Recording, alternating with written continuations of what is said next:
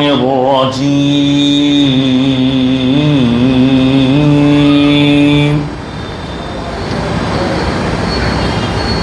بسم الله الرحمن الرحيم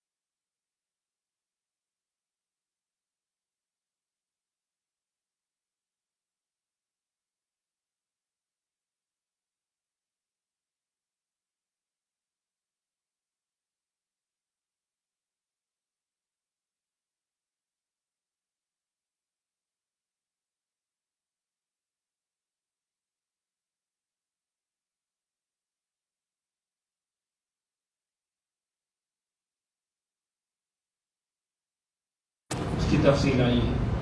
لیکن ان باتوں کے ساتھ ساتھ آج جس چیز کو ہم زیادہ فوکس کریں گے وہ آگے آ رہا ہے. وہ لفظ کہا نیکی کرو تو نیکی کا اچھا بدلہ، برائی کرو تو برائی کا برا بدلہ، اس کی سزا ملے. مگر جو لوگ نیکی کریں گے ان کو اچھا جو بدلہ دیا جائے گا اس کی تفصیل آگے بیان کی گئی. وہ کون لوگ ہیں جن کو اچھا اللہ کے سامنے سمجھا جاتا ہے؟ الذین یجتنبون کبائر الاثم والفواحش. فرمایا وہ لوگ ہیں جو اجتناب کرتے ہیں.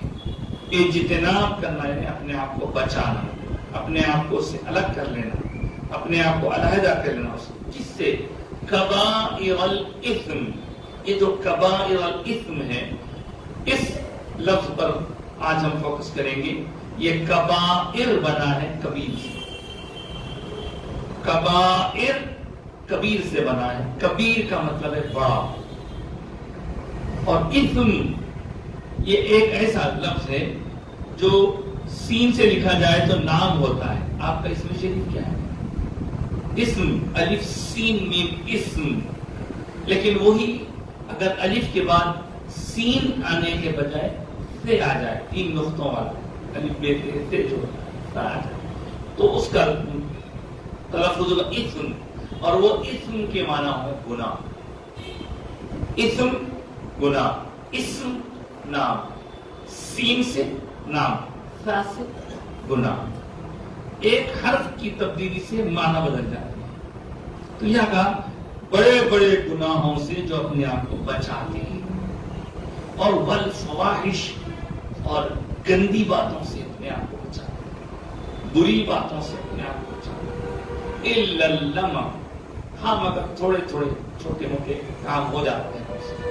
ان ربک واسع المغفرہ، جو چھوٹے موٹے کام ہو جاتے ہیں ان کے بارے میں اللہ نے فرمایا بے شک تمہارا رب بڑی وسیع مغفرت فرمانے والا ہے.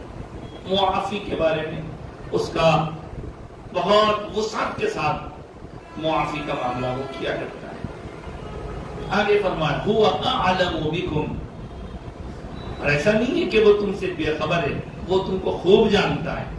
اے لوگو تم کو خوب جانتا ہے تم میں کون اچھے ہیں کون برے ہیں اور کس کا کیا عمل ہے. تم لوگوں سے چھپ جاؤ لیکن اللہ تم سے واقف ہے، باخبر ہے اور خوب جانتا ہے. اذ انشاکم، کب سے جانتا ہے؟ جبکہ تم کو بھی زمین سے نکالا تھا، زمین سے نکالا تھا. وَإِذْ أَنْتُمْ أَجِنَّةٌ، اور وہ وقت بھی یاد کرو جب تم اپنی بطون امہاتکم، ماؤں کے پیٹوں میں ایک جنین کی شکل میں تھے، جنین کی شکل میں تھے. اس وقت بھی اللہ تم کو جانتا ہے، تم کو تمہارے ازل سے، تمہارے ابتدا سے، تمہاری کہاں نشو و نما ہوئی، کس طرح، ہر چیز اللہ جانتا ہے تمہارے بارے میں. فلا تزکوا انفسکم، اپنی پاکی بیان مت کرو، اپنے آپ کو بہت نیک مت سمجھو، اپنے آپ کو لا تزکوا انفسکم، اپنے آپ کو اچھا مت سمجھو، بہت پاک اپنی پاکی بیان کر رہے ہیں، اپنی خوبی بیان کر رہے ہیں، اپنی اچھائی بیان کر رہے ہیں. هو اعلم، اللہ خوب جانتا ہے، بمن اتقى، تم میں سے کون تقوی والا ہے اس کو اللہ خوب جانتا ہے. اللہ تعالیٰ کو تمہاری ظاہر اور باطن دونوں کیفیات کا علم ہے. اب کیا ہوتا ہے، بندہ اپنے آپ کو اکیلے میں الگ رکھتا ہے، لوگوں کے درمیان الگ رکھتا ہے اور سمجھتا ہے کہ میں لوگوں کو دھوکہ دے کر اپنے کام کر لوں گا. تو یہ بات واضح کر دی جا رہی ہے کہ اللہ سے کوئی بھی ڈھکی چھپی بات نہیں ہے. اور تم اپنے آپ کو چاہے کتنا بھی خود اچھا سمجھ لو، لیکن اللہ تمہاری حال حقیقت سے واقف ہے. تم زیادہ اپنے آپ کو نیک ثابت کرنے کی کوشش مت کرو، نیک بتانے کی، نیک ہوں میں یہ کہہ کر اپنی تعریفیں مت کرو. تم میں کون نیک ہے، کون زیادہ متقی ہے، کون زیادہ پرہیزگار ہے، اللہ خوب جانتا ہے. اللہ خوب جانتا ہے. کب سے جانتا ہے؟ اس وقت سے جانتا ہے جبکہ تم کو ابھی مٹی سے اٹھا کر اس نے جین کی شکل میں بنا کر ماں کی پیٹوں میں رکھا. اللہ تمہاری رگ رگ سے، تمہاری نس نس سے واقف ہے. تو اپنے آپ کو اچھا بتانے کی کوشش نہ کرو. ہاں اگر اس میں تمہارے گناہوں پر پردہ ڈال کر تمہاری عزت رکھی ہے تو تم بھی اپنی عزت کی حفاظت کرو اور اللہ تعالیٰ کے سامنے شکر گزاری کرو، اس کے سامنے عاجز بنے رہو. ورنہ اگر وہ چاہے تو تمہاری حال حقیقت واضح کر سکتا ہے. تو یہ ہے اللہ تعالیٰ کی طرف سے. اور اس نے سب جانتے ہوئے بھی پردہ پوشی فرمائی ہے، وہ ستاری کا اس کا جو معاملہ تمہارے ساتھ ہے. تو ان ربک واسع المغفرہ، بے شک تمہارا پروردگار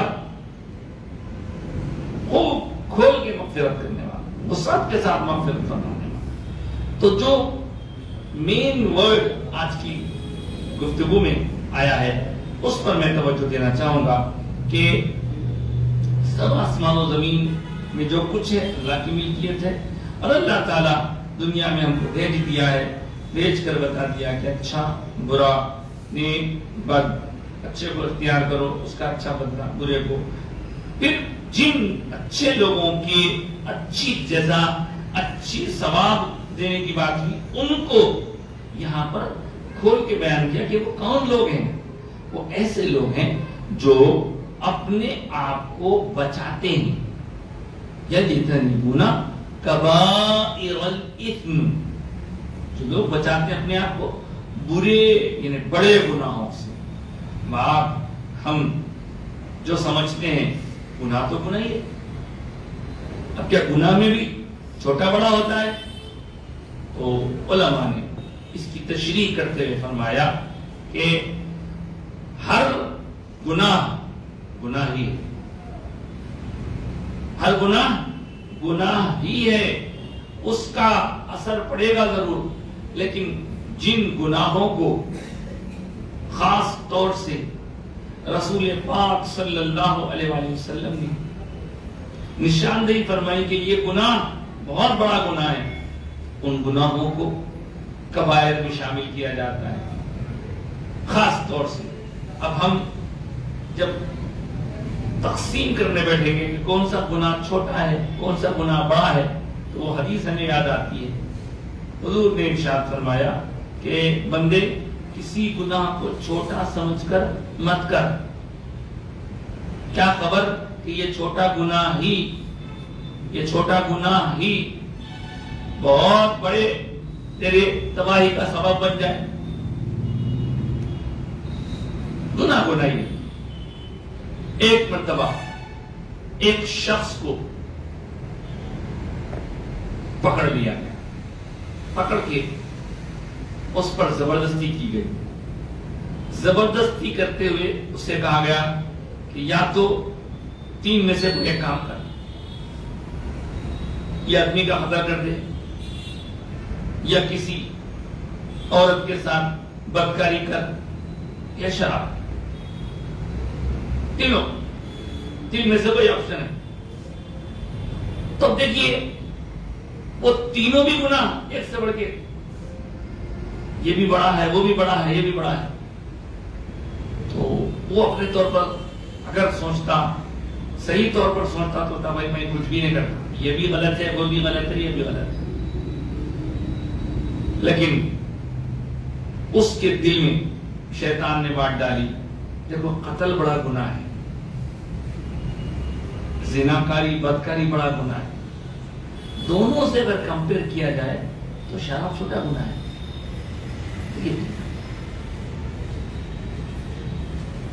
اگر وہ بندہ وہاں پر یہ سوچتا کہ نہیں، نہ میں یہ کروں گا نہ وہ کروں گا نہ یہ کروں گا، تینوں ہی کام نہیں کر سکتا، میں تم کیا سزا دیتے دے دو، میرے کو مارتے مار دو، قتل کرتے قتل کر دو، میں قتل ہو جاؤں گا، لیکن یہ تینوں بھی گناہ نہیں کروں گا. اگر ایسا مضبوط ہو جاتا تو ممکن ہے وہ بچ سکتا یا کم سے کم اس کا ایمان بچ سکتا. لیکن اس نے کیا کیا، ان تینوں میں شراب پینے کو ہلکا سمجھا. طبیعت کسی کا قتل کرنا تو بہت بڑی، تھوڑا زنا کرنا لہذا شراب، ٹھیک ہے بھائی اس کے اوپر راضی ہو گئے. شراب پیا، شیطان نے اس کو شراب کی طرف مائل کیا. اب انہوں نے اس کو شراب پلائی. شراب پلانے کے بعد اس کے ہوش حواس چلے گئے. جن دو کاموں کو چھوڑ کر وہ شراب پیا تھا، شراب پینے کے بعد وہ دونوں کام کر دیا. بدکاری بھی کیا، قتل بھی کیا. تو کوئی گناہ چھوٹا نہیں ہے، ہر گناہ اپنی جگہ بڑائی ہے. لیکن اس بارے میں ہم کو شریعت مطہرہ نے بتایا کہ خاص طور سے جن گناہوں کی سزا مقرر ہے وہ گناہ کبائر میں گنے جاتے ہیں. کبیرہ گناہ آتا ہے جیسے قتل کرنا، اور بھی تفصیل ہے اس کی. اب اس سلسلے میں جب کبھی ہمارے سامنے کوئی مسئلہ پیش آ جائے تو پہچانے کی کیسے کہ یہ بڑا ہے کہ چھوٹا ہے. تو کبھی کبھی ہوتا یہ ہے کہ چھوٹے گناہوں سے آدمی بڑے تک پہنچا. چھوٹا گناہ اس لیے علماء اور بزرگان دین یہ سمجھاتے ہیں کہ بابا ایک چیز ہے حلال، ایک چیز ہے حرام. حلال کھلم کھلا ہے، حرام کھلم کھلا ہے. اب ان دونوں کے بیچ میں کچھ چیزیں مشتبہات ہیں. اب ان مشتبہات سے بھی اپنے آپ کو بچاتے رہو. اگر اس کے قریب ہو گئے تو وہ ہو سکتا ہے کہ بڑی برائی تک تمہیں پہنچا دے. اور یہ جو اللہ تعالیٰ کا نظام ہے، اس نظام کے تحت آپ نے کئی مرتبہ یہ سماعت کیا ہوگا کہ بندہ جب نماز کے لیے آتا ہے تو اس کے سر پر اس کے گناہوں کی گٹھلی ہوتی ہے، اور جیسے وہ نماز پڑھتا ہے تو اس کی نماز اس کے گناہوں کو دھو دے.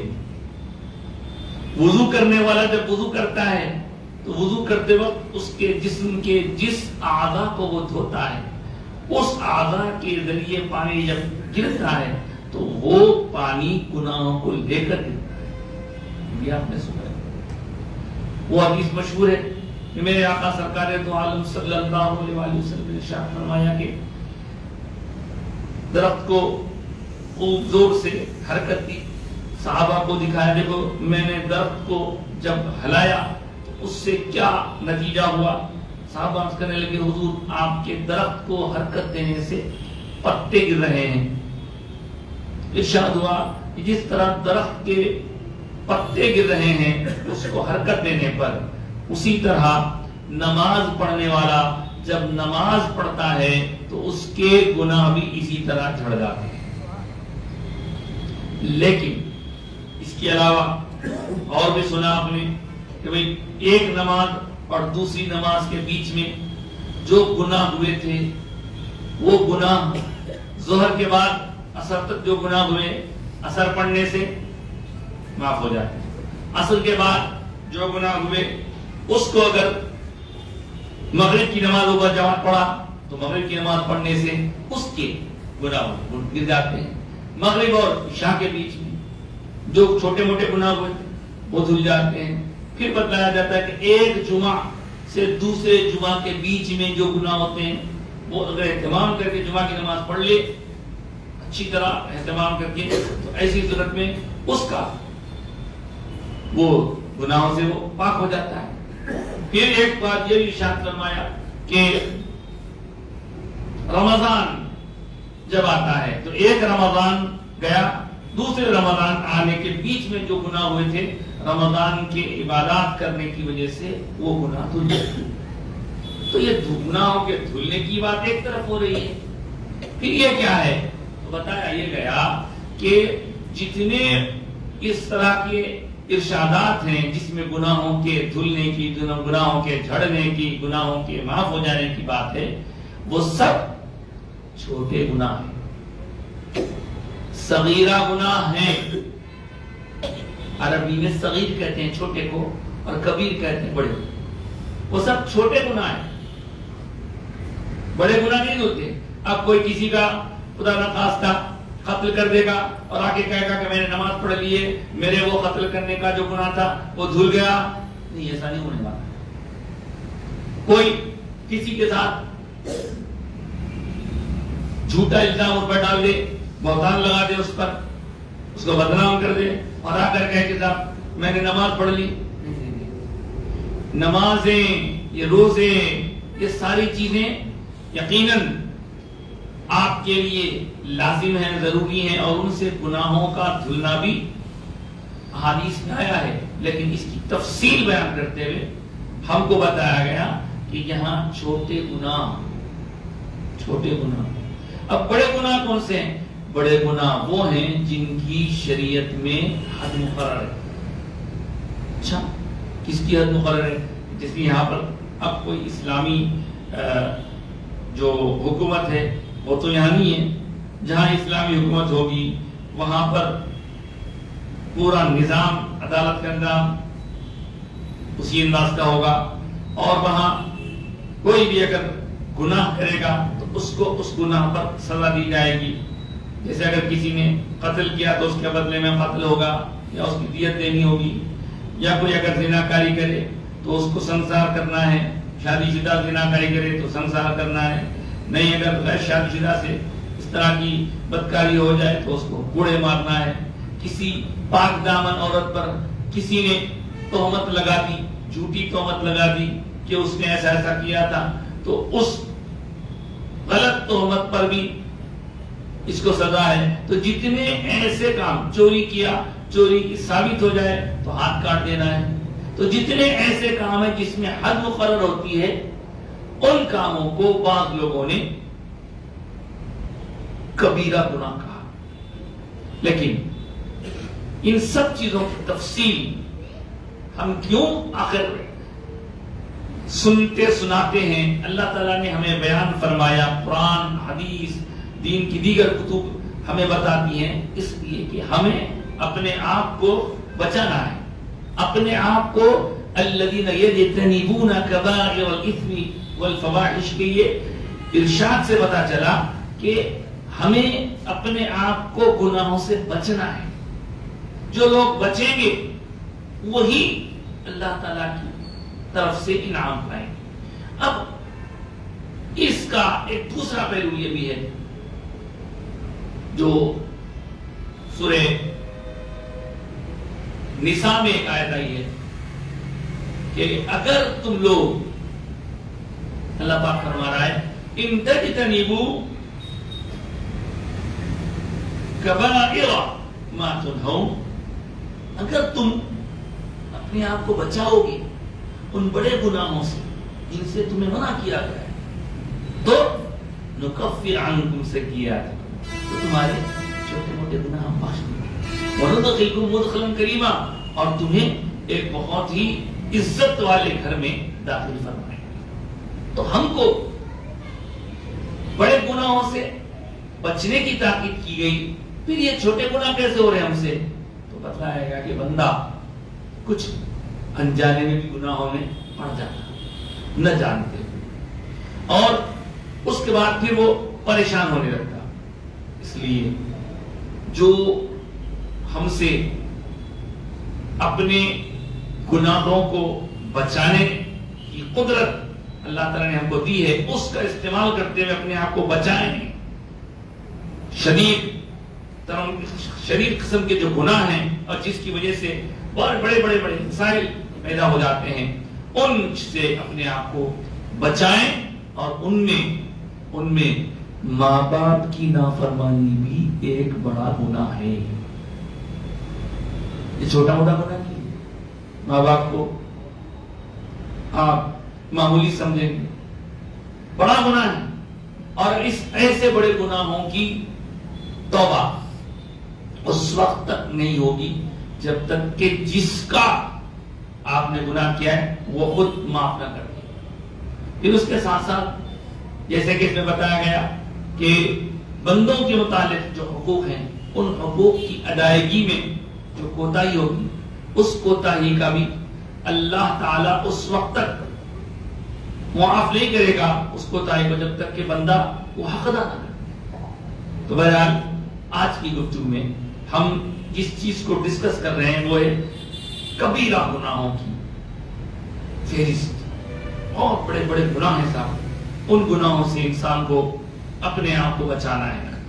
اب اس کی مختلف احادیث میں کہیں 7 کہیں 11 کوئی 12 کوئی الگ الگ احادیث میں دوست کو بعض علماء نے ایک جگہ جمع بھی کیا ہے. اور یہ والفواحش کیا ہے؟ فواحش، یہ فواحش گندی باتیں، حد سے آگے بڑھ جانا.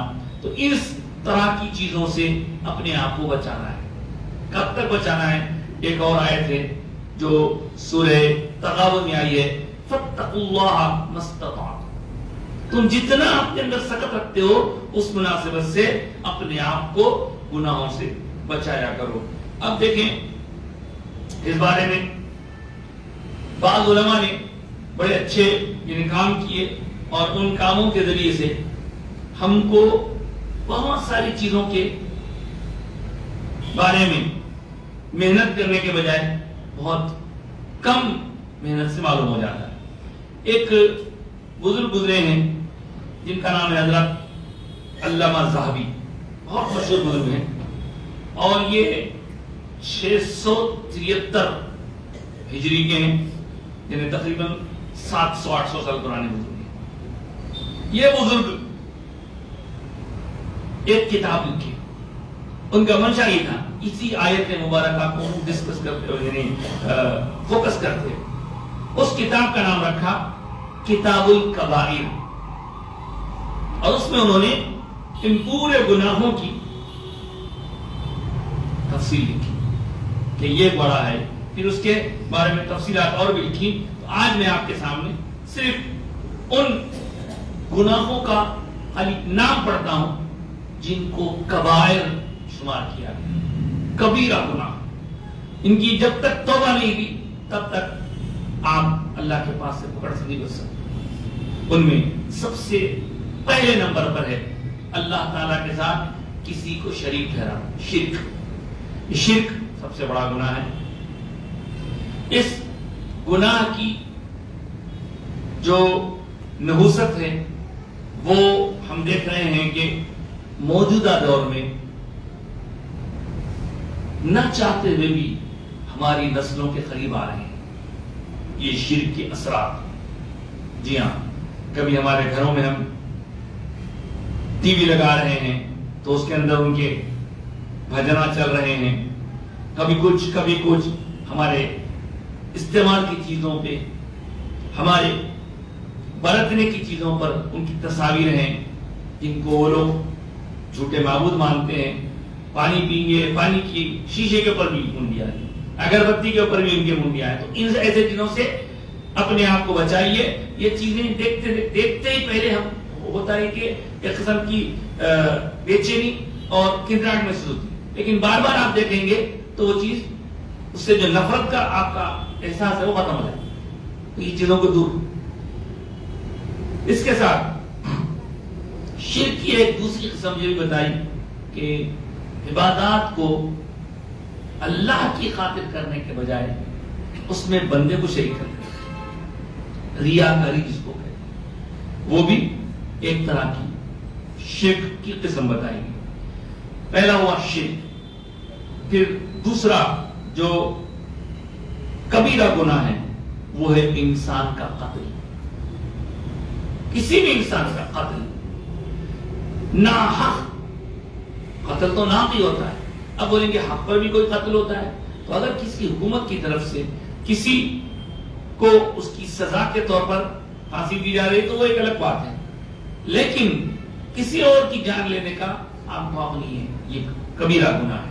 تو جتنے لوگ کبیرہ گناہ کر کے مزے میں پھرتے ہیں اور سمجھتے ہیں کہ بھئی ارے ہم وکیل کو پیسے دے کر کے عدالت میں جیت کر کے آرام سے پھر رہے ہیں، وہ یہاں تو بچ جائیں گے لیکن اس پکڑ سے وہ بچ نہیں سکتے. انسان کا قتل. تیسری چیز کبیرہ گناہ، بڑا گناہ جادوگری، جادو کرنا، کرانا، ان چیزوں کے اندر پھنس جانا، یہ سب. چوتھا سنیے، اب آپ سوچیں گے یہ بھی کبیرہ گناہ ہے. جی ہاں، نماز نہ پڑھنا یہ بھی کبیرہ گناہ ہے. نماز کا نہیں پڑھنا، نماز کا پڑھنا وقت مقررہ پر ہم پر فرض کیا گیا ہے، اور فرض کی تکمیل نہیں بھی کبیرہ گناہ. اس کے بعد جن پر زکوٰۃ فرض ہے اگر وہ زکوٰۃ نہ دیں تو زکوٰۃ نہ دینے والے بھی گناہ کبیرہ کے مرتکب. اور سنیں، روزہ فرض ہے، کوئی عذر بھی نہیں ہے چھوڑنے کا، لیکن بغیر کسی عذر کے کوئی روزہ چھوڑ دے رہا ہے تو ایسا بندہ بھی گناہ کبیرہ کا مرتکب ہے. اس کے بعد حج ہے، حج کرنے کی طاقت ہے، سکت ہے، پیسہ ہے، دولت ہے، سب ہے، پھر بھی حج نہیں کر رہا ہے تو یہ بھی کبیرہ گناہ ہے. آگے فرمائے، دیکھیے آ گیا نماز، روزہ، زکوٰۃ، حج کے بعد اب جو 8واں نمبر ہے وہ کیا ہے؟ وہ ہے والدین کی نافرمانی. اپنے ماں باپ کی نافرمانی کرنا کبیرہ گناہ ہے. اس کے بعد رشتہ داروں سے تعلقات توڑ لینا، قطع تعلق کرنا، اس کو قطع رحمی کہتے ہیں. قطع رحمی کا الٹا صلہ رحمی. صلہ رحمی رشتہ داری جوڑنا، قطع رحمی رشتہ داری توڑنا. رشتہ ہے توڑ دینا. اب رشتہ کون کون کس کس سے ہے انشاءاللہ عرض کرتے ہیں. اس کے بعد 10ویں نمبر پہ ہے زناکاری. عورت اور مرد کے درمیان ناجائز تعلق جو ہوتا ہے وہ زنا کہلاتا ہے. اسی کے ساتھ ساتھ بد کرداری، بد فعلی، اور یہ جو موجودہ دنیا میں قوم لوط کا عمل بعض مقامات پر قانونی اس کو حیثیت دی گئی ہے، مردوں کے ساتھ تعلق قائم کرنا، بد فعلی، یہ بھی کبیرہ گناہ ہے. سود کھانا کبیرہ گناہ. یتیم کا مال کھانا، ظلم کرنا کبیرہ گناہ. اللہ اور اس کے رسول کے بارے میں ایسا بولنا جو اللہ رسول نے نہیں کہا. اللہ رسول پر جھوٹ بولنا، اللہ نے ایسا کہا ہے، رسول نے ایسا کہا ہے، حالانکہ ایسا نہیں کہا گیا، یہ بھی کبیرہ گناہ. میدان جنگ سے بھاگ جانا، اور کوئی حاکم بن کر بددیانتی کر رہا ہے یا رعایا پر ظلم کر رہا ہے تو وہ تو اس کے لیے بادشاہ، وہ بھی کبیرہ گناہ ہے. نمبر 17 غرور کرنا، تکبر کرنا، اپنے آپ کو بڑا سمجھنا، دوسروں کو حقیر جاننا، یہ بھی. آگے سنیے، جھوٹی گواہی دینا. یہ چیزیں ہم کو عام ہو گئی ہمارے پاس. انہوں پیسے دے دیے، جا کے ان کو جھوٹی گواہی دے دیے، اور ایسا ہوا. تو جھوٹی گواہی دینا بھی آپ کو معلوم ہے، آپ گواہ ہیں تو گواہی دیں، نہیں تو کسی پیسے کی خاطر جھوٹی گواہی دے رہے ہیں، آپ گناہ کبیرہ کے مرتکب ہو رہے ہیں. گناہ کبیرہ کے مرتکب ہو رہے ہیں، اللہ بچائے. اس کے بعد فرمائیں کہ شراب پینا آ گیا کبیرہ گناہ. آپ سوچیں کہ صاحب یہ سب یہاں آپ سنا رہے ہیں، یہاں کون ہے ایسے بول کے؟ یہاں کون ہے بول کے نہیں سنا رہے، بلکہ یہ ہمارے معلومات میں ہونا، اس لیے کہ بہت سارے لوگوں کو یہ معلوم نہیں ہوتا، اور اس طرح کے وہ کاموں میں وہ جانے انجانے میں ملوث ہو جاتے ہیں. اور سننے میں آ رہا ہے کہ ہمارے نوجوان نسل دعوتوں میں یا مختلف ایونٹس پر، جیسے نیا سال آتا ہے، یا آپ دیکھیے آ رہا ہے نیا سال آ رہا ہے، کوئی کرسمس کی کوئی پارٹی میں چلے گئے، کوئی وہاں چلے گئے، تو وہاں اندھا دھن بغیر کسی جھجک کے کھلم کھلا شراب نوشی ہو رہی ہے. حرام، کبیرہ گناہ، اللہ. اس کے بعد جوا کھیلنا، جوئے بازی، قمار بازی جس کو بولتے ہیں. اس کے بعد آیا پاک دامن عورت پر الزام لگانا. کسی نیک پاک دامن صاف ستھری عورت پر اگر کسی نے زنا یا ایسے کسی کام کا الزام لگا دیا، اگر وہ پاک ہے تو انہیں آگے یہ جو الزام لگانے والا ہے یا الزام لگانے والی ہے وہ کبیرہ گناہ ہے۔ اور جیسے میں نے کہا کچھ دیر پہلے کہ ویسے کبیرہ گناہ کرنے والوں کو 80 کوڑے مارنا ہے۔ ایک واقعہ بھی ہے مشہور، حضرت امام مالک کے پاس، مدینہ منورہ کا واقعہ ہے۔ امام مالک کے پاس ایک مرتبہ ایک عجیب مسئلہ آیا۔ مسئلہ یہ آیا کہ ایک عورت کا انتقال ہوا، اس عورت کے انتقال کو خبر سن کر محلے کی عورتیں اسے نہلانے کے لیے آئیں، اور دوران غسل ایک عورت کا اس مرحومہ عورت کے جسم کو ہاتھ چپک گیا۔ ہاتھ چپک گیا، نکل رہے ہیں، بڑی کوشش کر رہے ہیں، ہاتھ ہٹانا چاہ رہے ہیں تو ڈیڈ باڈی ساتھ آ رہی، اور نہ کیا کریں سمجھ میں نہیں آ رہا، پریشان ہو گیا، کیا کیے؟ حضرت بولے کہ ایسا کیسے ہوگا، کیسے چپکا؟ نہ کوئی فیویکول ہے نہ فیویکوئک ہے، کچھ بھی نہیں، ہاتھ چپک گیا۔ تو بہرحال جو ہے اب لوگ بولے کہ یا تو مرحوم عورت کا اپنا جسم کاٹ کے ہاتھ نکال لیں گے یا اس کا ہاتھ نکالیں گے۔ زندہ والے تو مانے نہیں، اور جو لوگ مرحوم تھے وہ لوگ بھی تیار نہیں ہیں۔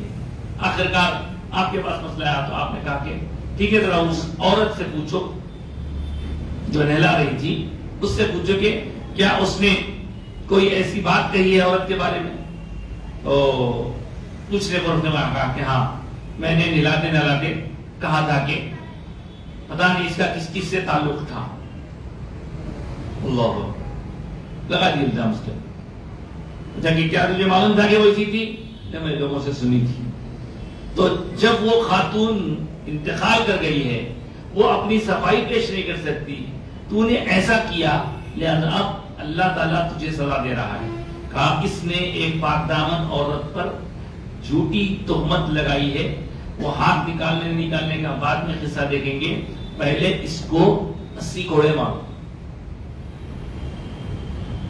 اب اس سے کوڑے مارنا شروع کرے، اللہ کی شان دیکھیے، ادھر کوڑے مارتے جا رہی، ادھر اس کا ہاتھ ڈھیلا ہوتے جا رہا، 80 کوڑے پڑے، ہاتھ وہاں سے خود بخود نکل گیا۔ اللہ چاہتا تھا کہ وہ عورت پاک دامن ہے، اس کا اعلان اظہار ہو، اس نے جھوٹا الزام لگا دیا تھا۔ زندہ ہوتی تو پھر وہ مقدمہ لڑتی، بولتی کہ بھئی میں نہیں ہوں، اس نے جھوٹا الزام لگایا ہے۔ کوئی اس طرح کسی پر الزام لگا دینا یہ بہت بڑا گناہ ہے، اس کی سزا ہے باقاعدہ۔ اس کے بعد مال غنیمت میں خیانت کرنا، وہ تو اسلامی جنگوں کا معاملہ ہے۔ چوری کرنا بھی بڑا گناہ ہے۔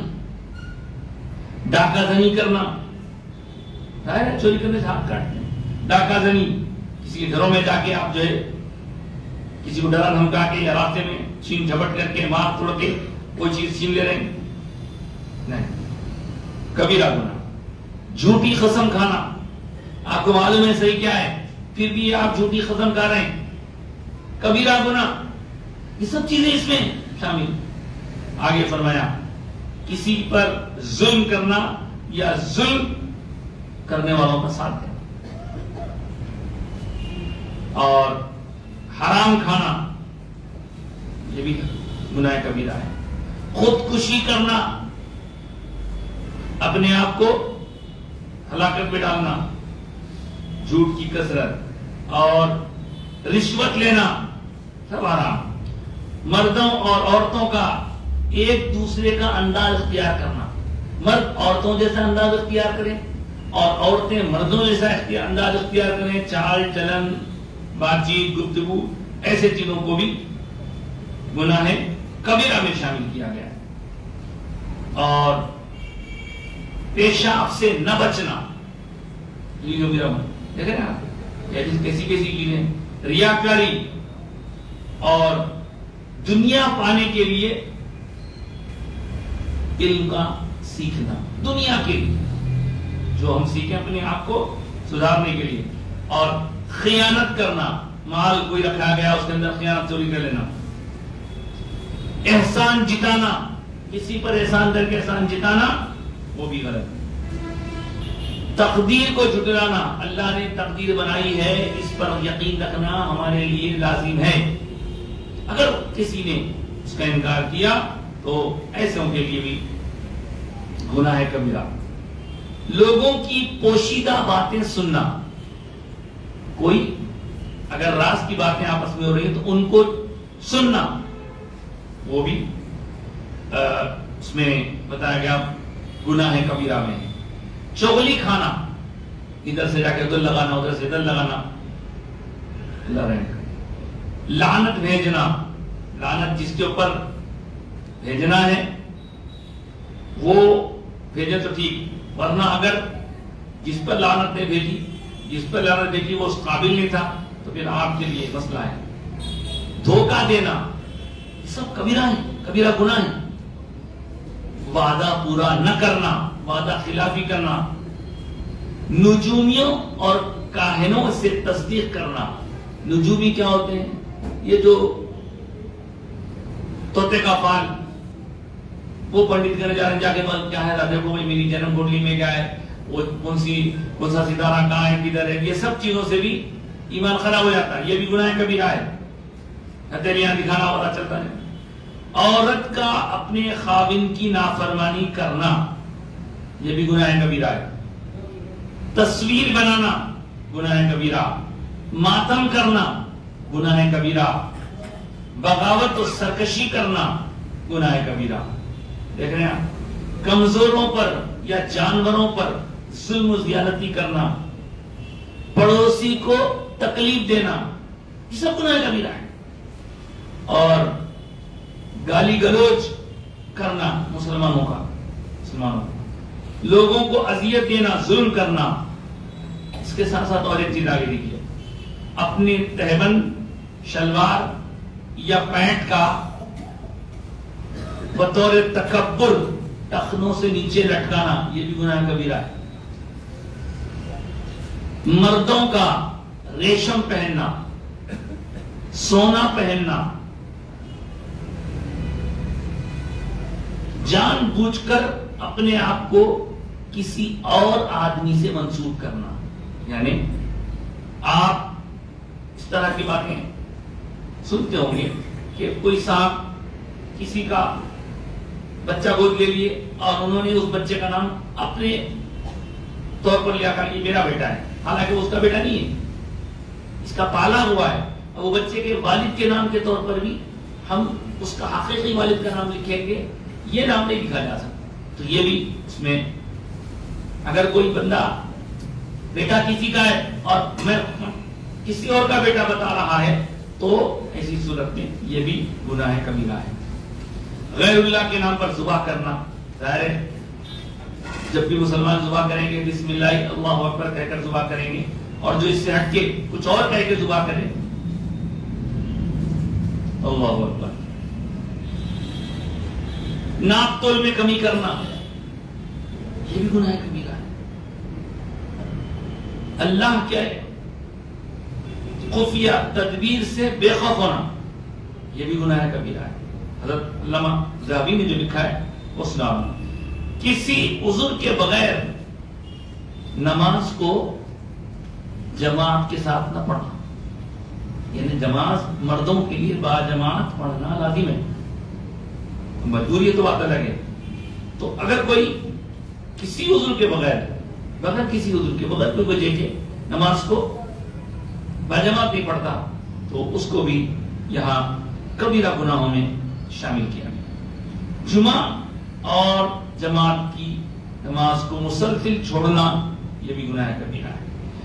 وصیت میں کسی کو نقصان پہنچانا، اپنے وصیت کے ذریعے کسی کو نقصان پہنچانے کی ترغیب دینا یہ بھی گناہ کبیرہ۔ مکر و فریب اور دھوکہ دہی گناہ کبیرہ۔ مسلمانوں کی جاسوسی کرنا، مسلمانوں کی جاسوسی کرنا گناہ کبیرہ۔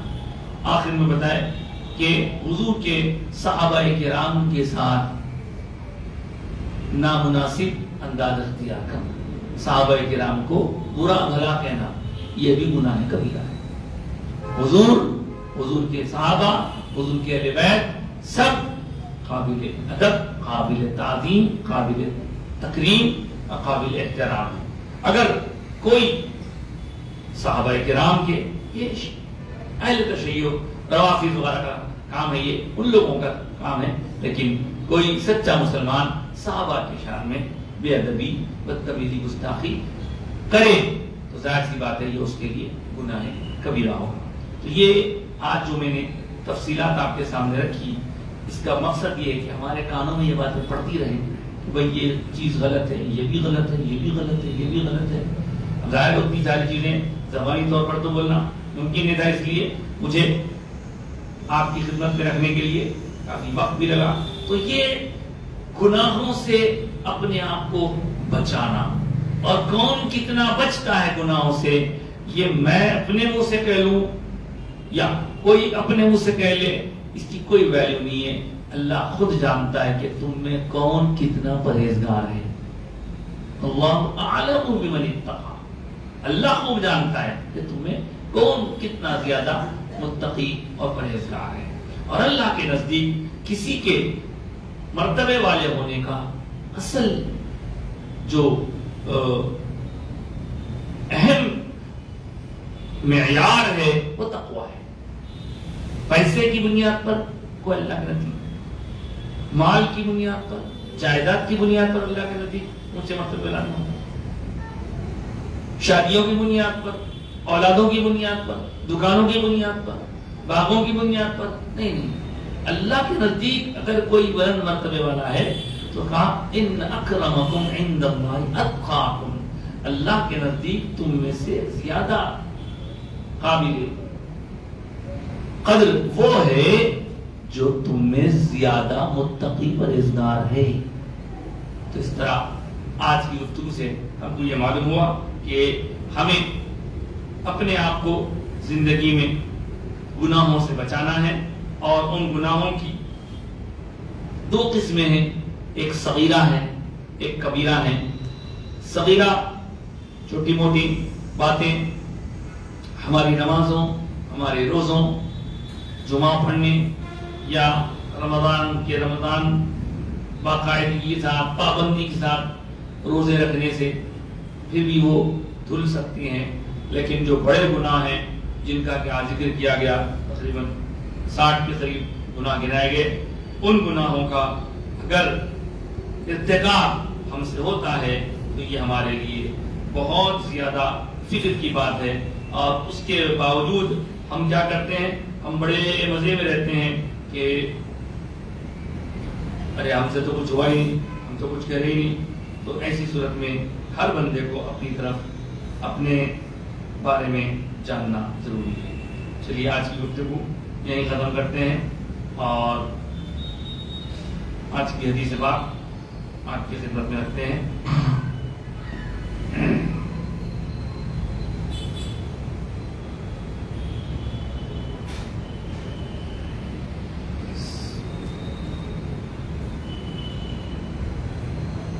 عن ابی ہریرہ رضی اللہ تعالی عنہ قال سمعت رسول اللہ صلی اللہ علیہ وسلم یقول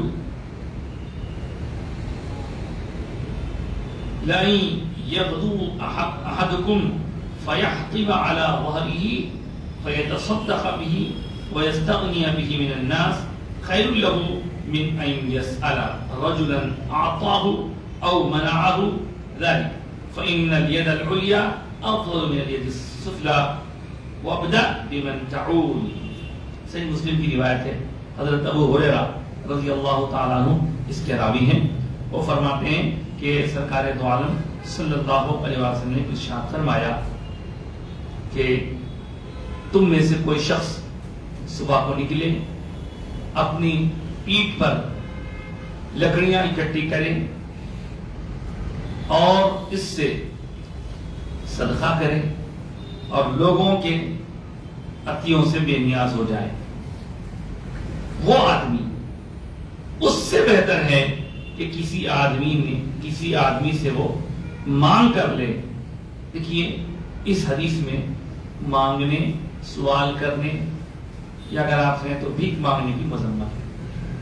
آج کل ہم یہ دیکھ رہے ہیں کہ بہت سارے لوگ کام سے زیادہ اپنے آپ کو مانگنے والا بنا کر رکھ لیے ہیں، اور جس کا فائدہ اٹھا کر کئی غیر لوگ بھی برقعے پہن کے سگنلوں کے پاس آ جا رہے ہیں۔ دیکھیے اگر کوئی ضعیف ہے، بزرگ ہے، بیمار ہے تو بات الگ ہے، لیکن اچھے خاصے لوگ بھی آج کل ہم کو بھیک مانگتے ہوئے نظر آ رہے ہیں. تو ایسے میں حضور کا یہ ارشاد اور ایسے سب لوگوں کے کانوں تک پہنچنا چاہیے کہ محنت کرنے والا بہتر آدمی ہے اس سے جو بھیک مانگتا ہے. اور بھیک مانگنے پر کوئی دے کوئی نہ دے، لیکن وہ بندہ جو خود محنت کر کے لاتا ہے اس سے اپنا گھر بھی چلاتا ہے اور دوسروں کو بھی وہ فائدہ پہنچاتا ہے. تو ایسے بندے کا سرکار کی زبان مبارک سے تعریف کے ساتھ ذکر کیا جانا یہ محنت کرنے والوں کی خوش نصیبی ہے. اور آگے ارشاد فرمایا سرکار دو عالم صلی اللہ علیہ وسلم نے کہ بے شک الید العلیٰ افضل من الید السفلیٰ، اوپر والا ہاتھ نیچے والے ہاتھ سے بہتر ہے. اوپر والا ہاتھ یعنی دینے والا، نیچے والا ہاتھ یعنی لینے والا. تو جو دینے والا ہے وہ بہتر ہے اور جو لینے والا ہے وہ برا ہے. اور آگے فرمایا وَابْدَأْ بِمَنْ تَعُولُ، تو تم خرچ کرنے کی ابتدا ان سے کرو جن کی تم کفالت کرتے ہو. یہاں یہ بات ذہن میں رہے کہ نیکی صرف غیر کو دینا ہی نیکی نہیں ہے، بلکہ اگر کوئی اپنے گھر کے افراد کی ضروریات پوری کر رہا ہے تو وہ بھی نیکی کر رہا ہے.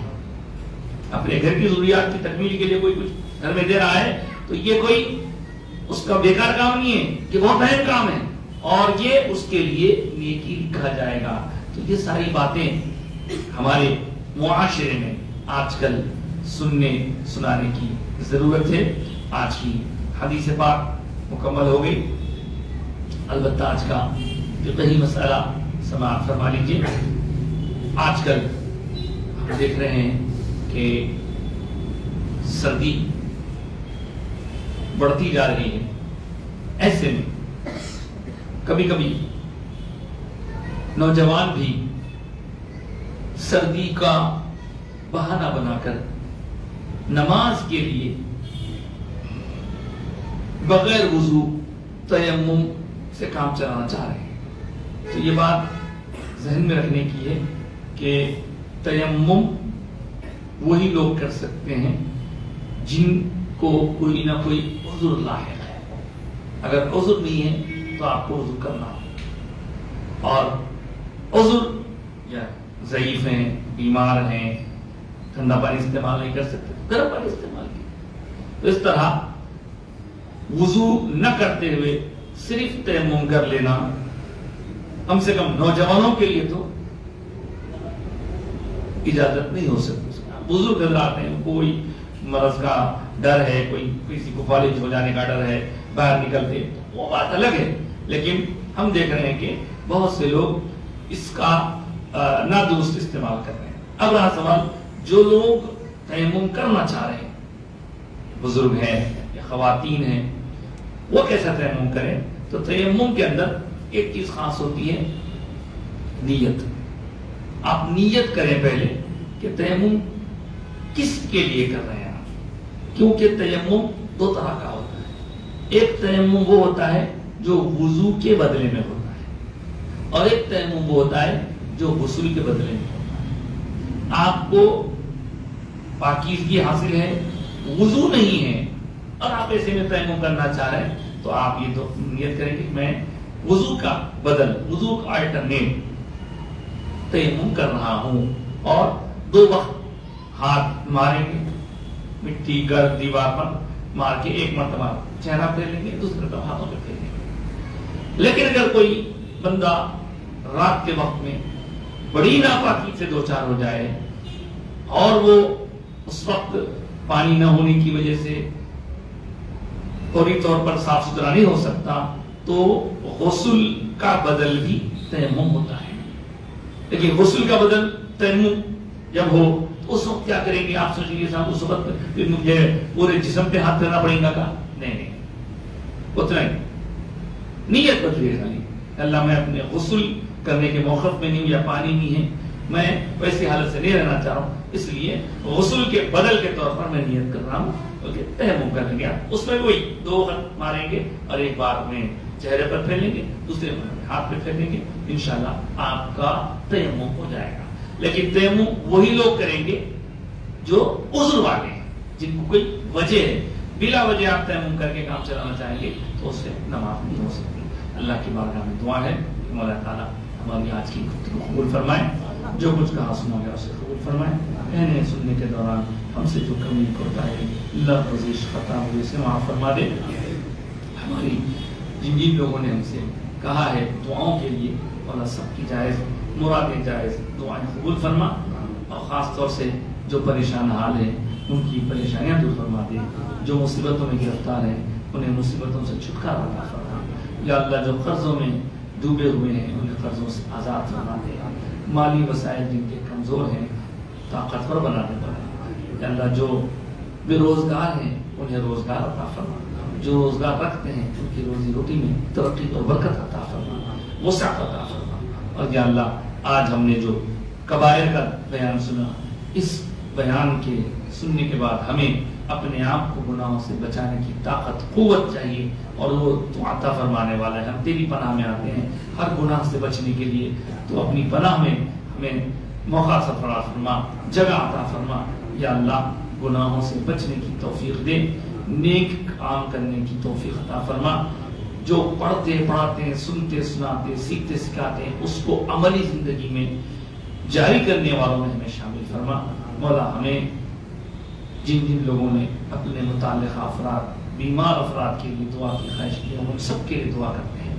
سب کو صحت کاملہ و شفائے عاجلہ عطا فرما, صحت تامہ عطا فرما. دواؤں میں اثر دے, دعاؤں کو قبول فرما. اگر کسی کے افراد خاندان دواخانوں میں شریک ہے ان کو بھی صحت عطا فرما. جو گھروں میں بیمار ہیں ان کو بھی صحت عطا فرما. یا اللہ حلال روزی کمانے کی توفیق دے. اور پروردگار جتنے لوگوں نے اپنے گھروں میں انبیائی لڑکیوں کے متعلق دعا کی خواہش کی, ان کی دعا بھی تیری بارگاہ میں پیش کرتے ہیں. جہاں جہاں انبیائی لڑکیاں ہیں ان کے لیے اچھے جوڑے نصیب فرما, اور ان کے والدین کی ذمہ داریوں کو پورا فرما دے. جو شادی شدہ جوڑے ہیں ان کو خوشحال زندگی عطا فرما. بہت سے مقامات پر بچیوں کو مسائل ہیں اور ان کے والدین فکر مند ہیں. اللہ ان بچیوں کے آرام, آسائش, سکون اور خوشگوار زندگی کا مرحلہ آسان فرما دے. پروردگار بے اولاد جوڑوں کو اولاد درد نصیب فرما. جو اولاد رکھتے ہیں ان کی اولاد میں توفیق عطا فرما. والدین کا فرما بردار بنا دے. ہمارے گھروں میں, ہمارے اناج میں, ہمارے رزق میں, ہمارے پھلوں میں, ہماری ترکاریوں میں خوب برکتیں عطا فرما. ہماری زندگی میں برکت عطا فرما. ہمارے عمر میں, ہمارے وقت میں, ہمارے علم میں برکت عطا فرما. ہماری تمام جائز دعائیں قبول فرما. اسلام پر قائم رکھ, ایمان پر ہمارا خاتمہ فرما, اور ہمارے جتنے بزرگ گزرے ہیں مولا ان کے درجہ بلند فرما. تمام مرحومین کی مغفرت فرما, اور اپنے فضل و کرم سے جو نعمتیں تو نے عطا فرمائی ان پر شکر گزاری کی توفیق عطا فرما. یا اللہ, یا اللہ وقت آخر زبانوں پر کلمہ جاری فرما, آنکھوں میں ہمیں پاک کا جلوہ دکھا. آمین یا رب العالمین. صلی اللہ تعالی وسلم علی خیر خلقہ والعاشق سیدنا و مولانا محمد وعلی آلہ واصحابہ اجمعین برحمتک یا ارحم الراحمین.